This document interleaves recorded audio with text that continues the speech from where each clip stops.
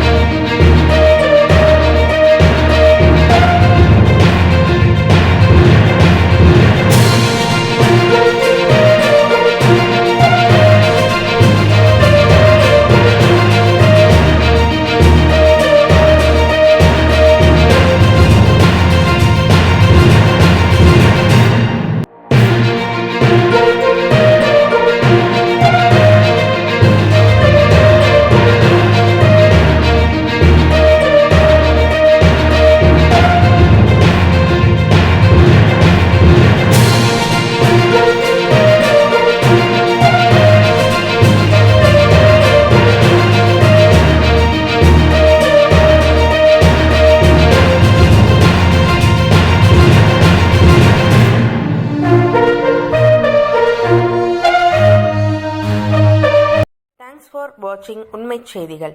நெல்லை செய்திகளை உடனுக்குடன் தெரிந்து கொள்ள சேனலை சப்ஸ்கிரைப் பண்ணுங்க, லைக் பண்ணுங்க, ஷேர் பண்ணுங்க.